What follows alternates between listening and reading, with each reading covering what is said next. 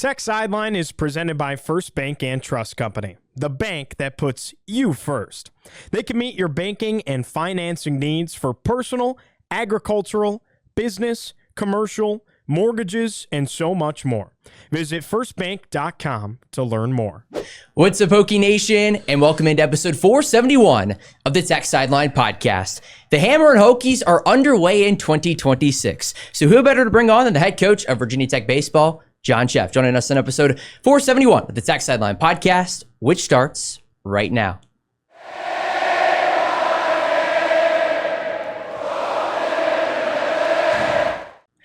And we record on Wednesday, February 18th, 2026 from the Tech Solutions Studio in the Virginia Tech Corporate Research Center. Remember to like, subscribe, and refer the show to a friend. I'm your host, Carter Hill. To my left is our Virginia Tech baseball beat writer, Dylan Teft. Behind the scenes is our best podcast producer in the land, Director of Media, Nick Brown, doing it as always. And across the way, we are thrilled to be joined by the head baseball coach at Virginia Tech, John Szefc, making his third appearance, I believe, on the Tech Sideline podcast. Appreciate you coming on and spending some time with us this morning. It's good. Happy to be here. Thanks for having me. Yeah, absolutely. Absolutely. So you guys are 4 games into the 2026 season. You sweep William & Mary, a big 7-5 victory over East Tennessee State last night in Blacksburg. What have been your overall impressions of the Hokies to start the 2026 campaign? I mean, I really haven't been surprised by anything that's happened. This has been the first year since I've been here that the weather has kind of kept us inside in preparation. Yeah. I think that's kind of showed with our inconsistencies as far as our run production. Like, I think offensively we're way better than what we've shown thus far, and we haven't been bad. I think we can be way more productive. But when you don't have the preseason at bats under your belt that we have had in the past, that has a way of kind of showing up, which it has thus far. But the other side of it is that the 4 games that we've played, I think, are kind of gradually getting us ready for opponents that will have better stuff, more velocity, I guess, that kind of thing. Sure. So it's kind of leading us into this weekend, the weekend after, and then the ACC after that. Coach, we've talked about it on the field quite a bit, but all the 4 games so far, you guys have played from behind at parts. Yeah. I know, again, we've talked about it, but what's just kind of your perspective on playing those kind of games this early? Yeah, I think it's good. I think, like, for our team, it's very good to play close games where they have to come from behind, where they have to do different things, where we have to use guys in different roles. I mean, I think you asked me the question last night, like, would you rather play those games or games that have like a big score? Like, I would much rather not play those games from a coaching perspective, but I do think it's good for our team to play those games, because it's going to the more tight situations that they have to play in, pitch in, hit in, play defenses in, perform in general, probably the more prepared they're going to be to play, against high-level programs in big venues like we're going to go to next weekend, and then in the ACC after that. So I asked you this question on the field the other day, but for those that are listening for the first time and tapping into Virginia Tech baseball, you've really talked about all offseason. You like this team on paper really just as much, or if not more, than any team that you've had recently at Virginia Tech. Yeah. Why do you feel like that's the case? And I know you're going to talk about the pitching staff. Why do you feel like that is maybe as good as you've had here in Blacksburg? Well, typically, you're going to win a lot of games with the amount of runs you score. I mean, you have to score to win. We all know that. But, like, typically you're going to win championships with strong pitching and defense. And we think this team is probably one of the better pitching and defense teams we've had. The guys on that 22 team would probably, be angry with me for saying this, but but going into that season, we did not have one returning ACC start on that pitching staff, not one. Didn't really know what Drew Hackenberg was going to be at the time, and to their credit, a lot of those guys pitched very, very well, and we only had one injury on that whole season, and it was to Garrett Giba, who was our backup catcher that year. One injury, that was it. Coming into this year, we have many ACC starts returning, with the likes of Renfro and Stig, And then, but aside from those guys, there's several guys on that staff that are somewhat interchangeable. I think you've seen that over the first 4 games where, like, for instance, last night, that was the first time that Yagish has finished the game. And, that was a tight situation for him to finish in, and he was outstanding, down the stretch. That's just one example. But we've had, like Robertson came out of the bullpen this weekend, started yesterday. And we just, a guy like Swift, who was traditionally a midweek starter for us last year, has pitched really well out of the bullpen in 2 different stints. And those are just a couple examples of I think the depth. Now, obviously, we have to keep guys healthy and keep them on the field, but I think from a pitching perspective, we're pretty deep. And then we have position player wise, you have guys that are multi-positional guys. You can have a guy like Grube play first and go out in the corner outfield positions. I feel confident with a guy like Gibson playing almost any place on the field, and he can also play shortstop. So, we're just, I think we're in a good place as far as having guys that are somewhat interchangeable. Sticking with pitching, there's kind of this common thread throughout the staff of guys who had opportunities, professional opportunities that, Robertson, Stig, Grimm, but decided to come to Virginia Tech. Right. Why do you think that is?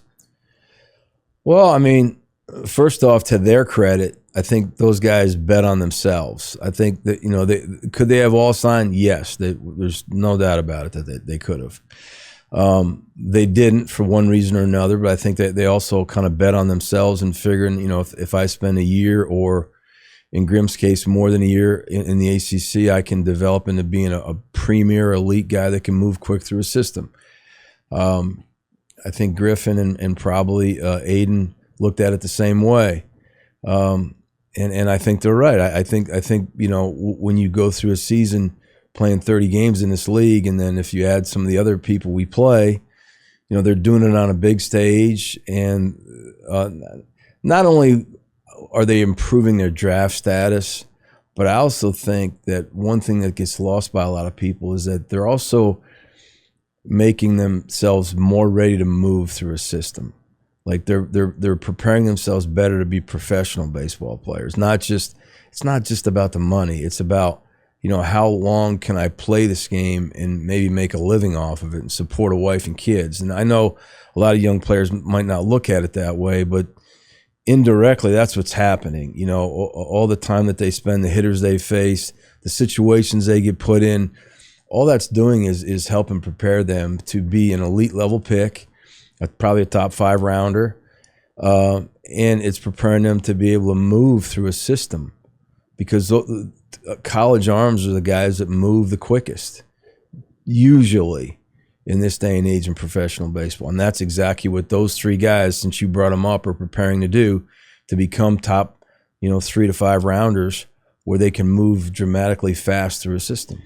You mentioned Griffin Stig, and Dylan kind of asked about him as well. But yeah, after all that he's been through the last couple of years with, his personal situation, and then you have Tommy John surgery, and then you have him being drafted by the Mariners, and then you also have some other factors too in today's day and age. Yeah. For him to come back to Virginia Tech and for him to produce and what looks like he could be obviously a very, very nice piece in 2026.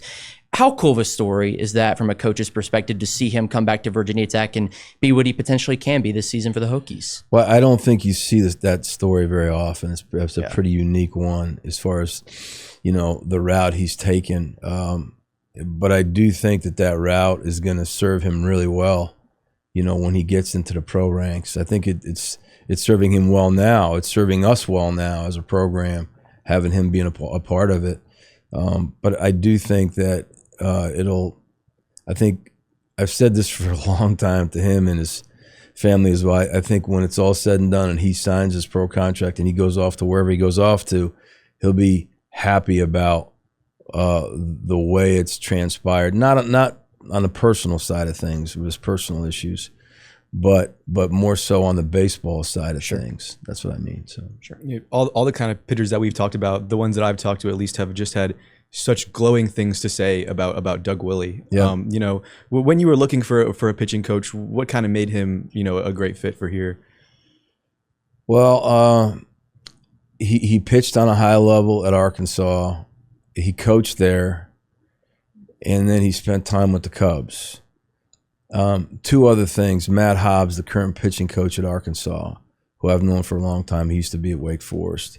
He really recommended him very, very highly. And Matt, Matt knows what's going on. He's got a good feel for the college game and in general. So me personally, I feel like I put a lot of stock into that. The last thing for me was that Doug Woolley wanted to be here. Like, he wanted to come work here. And much like when you're recruiting players, like, you want guys that want to be here, not necessarily guys you got to wrestle with and negotiate with and, dance with for God knows how long. In Doug's case, he wanted to be here, and I think there's a lot to say for that. This episode of the Tech Sideline podcast is brought to you by the Hokie Way. The Hokie Way supports student athletes in leveraging their name, image, and likeness to amplify the mission of charitable organizations as a way to give back to the community. Your contributions to the Hokie Way support Hokies NIL and are tax deductible. Visit thehokieway.org to learn more. When you look at your bullpen, two guys that have stood out 4 games in are Preston Crow and Chase Swift. I don't believe either of them have added or allowed a run 4 innings into their 2026 season. When you look at that as a whole, really not even just looking at the start, but what are they going to add to Virginia Tech's bullpen this year? And what did you see from them this past offseason that allowed for them to take a step up and play the role they're potentially going to play? I think in Preston's case, he wanted to get to a point where he was going to be a prospect, a pro prospect. So I think he took his craft and worked at it dramatically in a real consistent way. In Swift's case, similar, although I would normally say that most players are better in their second year in the program, whether they're pitchers or position players. The experience factor, he had to get to a point where he was investing more in how he prepared his body to go out and perform. Like the days of being the 18, 19-year-old guy rolling out of bed, eating 3 Big Macs and drinking 6 Dr. Peppers, that doesn't work. If you're going to really operate on a high level. So I think he made that adjustment. Not that he was doing that, but that's an exaggeration. But I think both guys kind of got to this point in different ways. I'm not saying that those guys might not end up being starters for us, but so far they've been very good in those roles. But I think as far as moving forward, if those guys run our bullpen, obviously it makes your bullpen a lot better, for sure, regardless in what role they're pitching in. If they're pitching at the front end of the game, I'd be fine with that too. To be, as I said, I feel like we have a lot of interchangeable pieces, and I think we've shown that over the last 4 games now. Where it ends up when we start to get in ACC play, I don't know, but we just try to take it day by day at this point, and not overuse guys, not ride guys, really at all. Certainly not at this time of the season, and both those guys have had. Have pitched clean outings and have pitched in tight situations, and I don't think it's going to get any easier this weekend. And to talk about the offense a little bit, Ethan Ball, freshman from up in McLean, has been in many ways the star of this lineup through the first 4 games. What's sort of allowed him to sort of, as a freshman, just get so hot right off the bat? Well, he's got elite level skills. He can do things a lot of other guys can't do just because of his bat speed, and he's just good. I don't know how else to say. There's certain guys in certain sports that can perform at a high level because they have that ability. I saw it really with him more on the defensive end of things. When we started to really, when he came into Virginia Tech, his offense was ahead of his defense. I think he would probably tell you the same thing. But since he's been here, he's worked pretty diligently on his ability to turn the double play and to be a consistent defender. And now his defense is quickly caught up to his offense. And he's probably one of our better baseball athletes in that his ability to play defense, his ability to run the bases, and I mean his bat speed is like elite level bat speed. It's in that Carson DiMartini kind of neighborhood. And I compare those two guys, both being left-hand hitting infielders from the state of Virginia, both being able to go out and run it out there as true freshmen. And we have a lot of other good true freshmen that are kind of knocking on the door. But I think in his case, we kind of figured from the get-go that he would be an immediate impact performer, much like Ethan Grimm on the pitching side. Two guys that could have signed out of high school probably for a low number, but chose to come to college to play for, I'll say 3 years, because that's you're better players. That's usually what happens before they become professionals. That's what happened with a guy like DiMartini, to use the comparison again. And I think things will work out really well for both those guys. Sticking with the offensive side of the ball, I want to go down a laundry list of transfers, if you don't mind. And can you kind of tell me what you liked about their game and why you added them to Virginia Tech? And I think the one we'll start with after the weekend he had is Sam Grube coming in from Mount St. Mary's. Why was he a fit for the Hokies, and why did you feel the need to pull him out of the portal? Well, I mean, his story is kind of interesting because he was probably one of the last guys we were on from a portal perspective, and I know Kurt and Tyler really liked him. Tyler went up to see him play in the Ripken League, which I don't know that he got a ton of looks at him. The day he went up there, I think he walked a ton of times, but he's a skilled guy. He played the infield, for Frank Leone as a freshman up there at Mount St. Mary's, and was productive. Multi-positional left-handed hitter.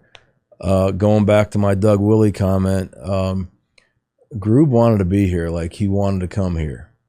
And initially it was like, this guy is going to be a good depth piece for us because he had only played 1 year in college. Looking back at it now, that's what he was when he came in. But X amount of months later, he's way better than a depth piece. He's one of our better players.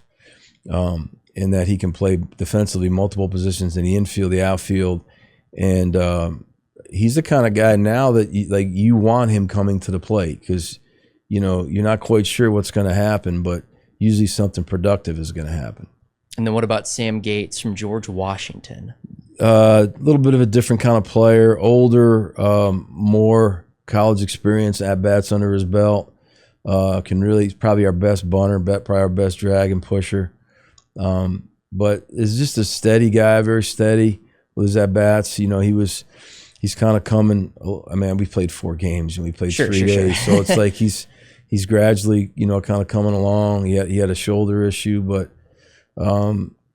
he's kind of, he's like the same guy every day. Like, you kind of know what you're getting.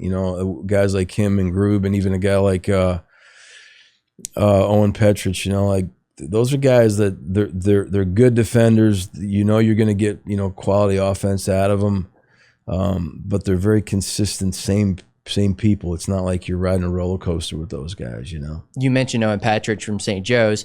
How about Pete Daniel, shortstop coming in from Belmont, that could maybe play a couple of different positions for you guys as well, but at least comes in and has played short right away? Yeah, I mean, Pete's good. He just kind of he's best suited to play short because his arm from the left side is probably the best one we have. I mean, him and Owen are both, those arms are big time arms from the left side of the infield. And I think a guy like Pete, he's a taller,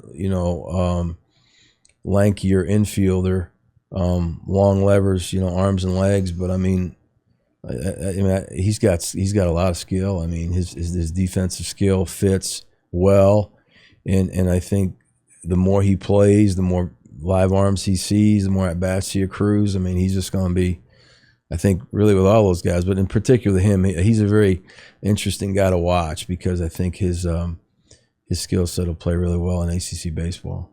With Pete and then Ethan Gibson, Clay Grady, and then Ethan Ball, how do you kind of view your middle infield? I know Clay Grady's hurt right now, but when you have all those guys back, and obviously it's a good problem to have, but when you have those 4 guys, how do you sort of view what your middle infield might look like? It probably just depends on maybe who's hot at the time, the arm we're facing that day. I mean, in theory, we'd have probably 3 different guys that could play short at once with Grady, Daniel, and Gibson.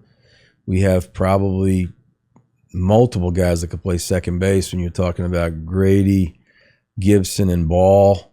It's good. Like we have as much defensive versatility that we've ever had here. It's a smaller number of guys because the rosters now are 34 versus 40, so that's a negative. The positive of it, though, is that we have guys that we feel like are multi-positional that can play different spots. But as far as how I view it, I don't know that there's really one way to view it right now. We've been trying to prepare the group so that we can have multiple guys play multiple positions, and we've been coaching that since September, August, and it really hasn't changed.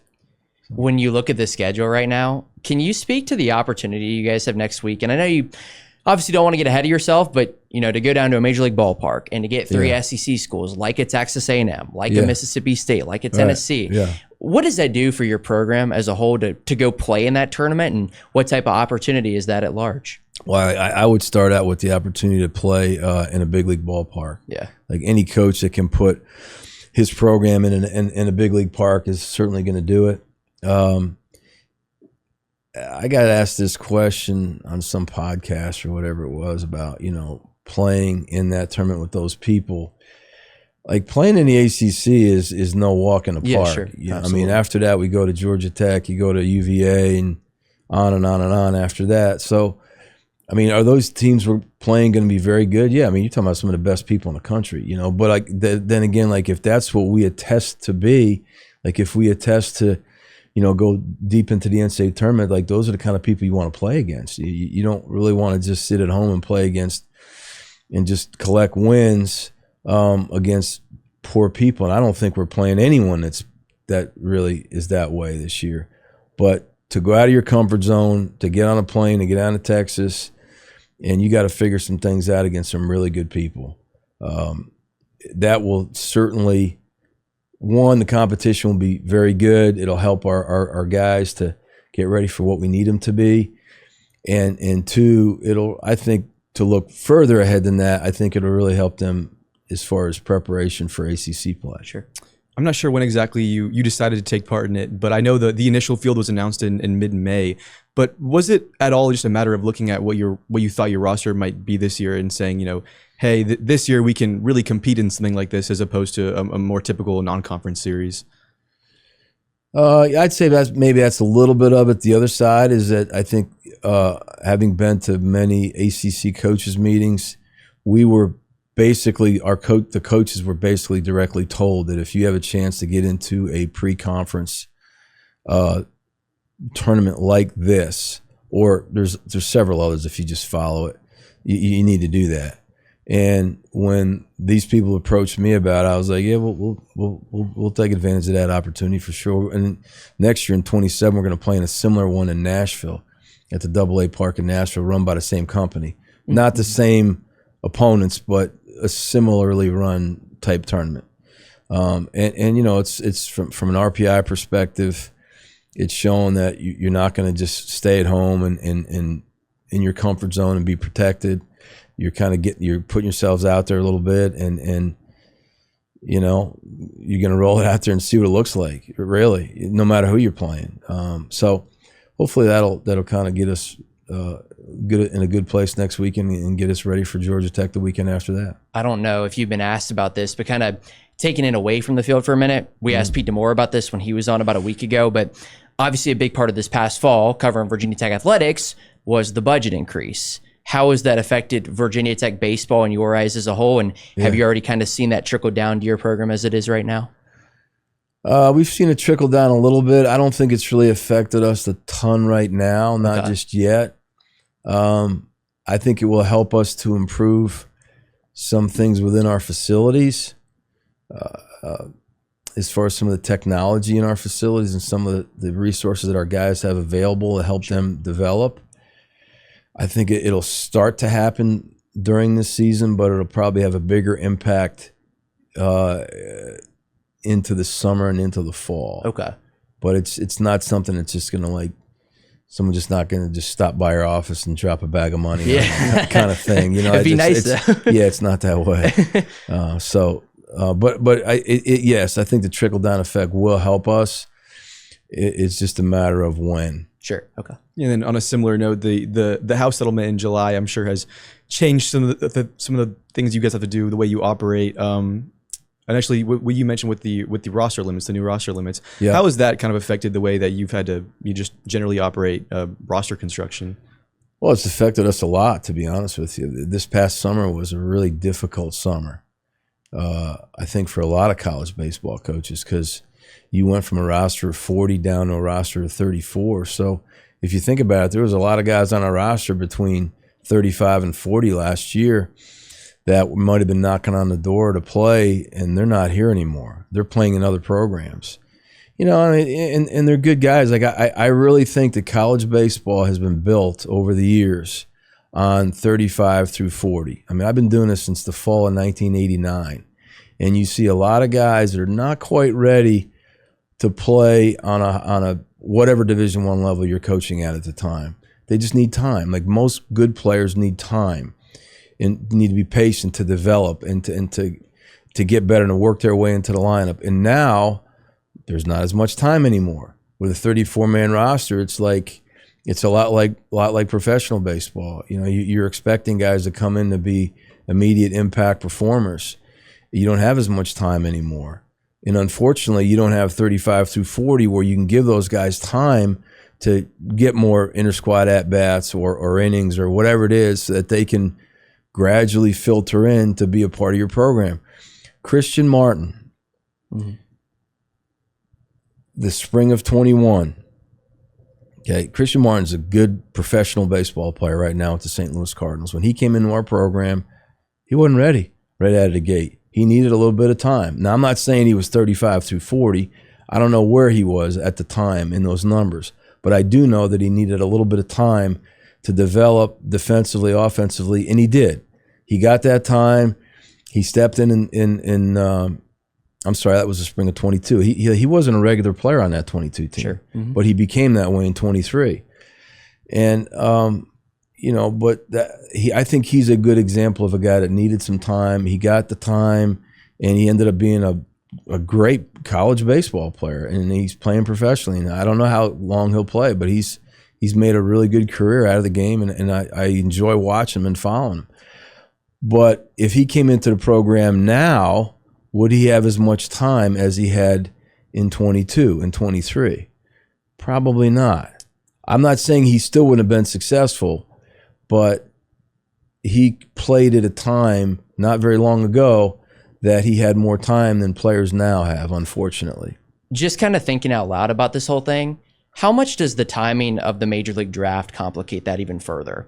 Where you're not sure whether or not guys are going to come back and where to allocate money and all that sort of thing with the draft being in the middle of July. I would honestly, like, it's brutal. Okay. It's really bad, man. I mean, like the months of June and early June and July for college baseball coaches nowadays are not good because you're coming off a season, and regardless of what kind of success you've had, you're not exactly sure what your roster is going to look like next year. You're trying to forecast the draft for your own players and potentially for some recruits that you have coming in. And you're also dealing with this portal, and you're trying to recruit guys and fit needs that you might have, and you're evaluating guys off of video and off of metrics, not necessarily in person. Rarely will you get a chance to go watch a guy play in person. Sometimes, but not all the time. So you're dealing with 60 days of just, it's not what you would normally want it to be.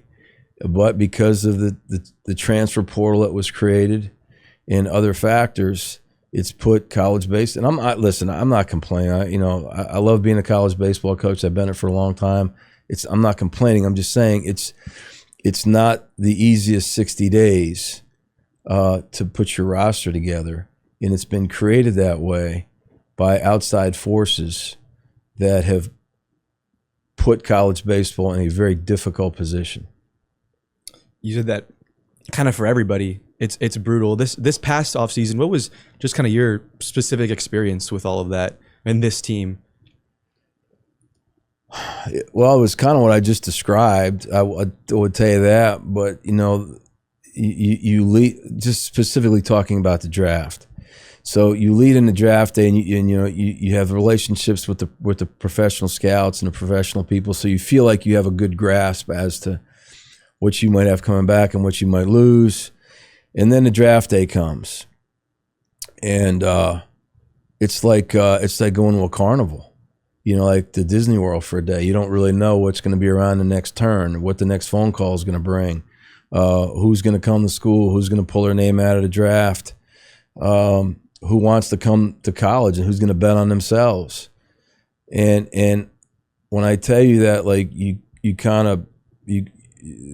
and your staff are up in the offices in the stadium, and you're just sitting there watching this thing unfold, and you're getting calls from agents and advisors and all this other stuff, and it's hard to describe, just because like the decisions that are made in that given day by other people, usually not you, are going to affect what happens to you in the program.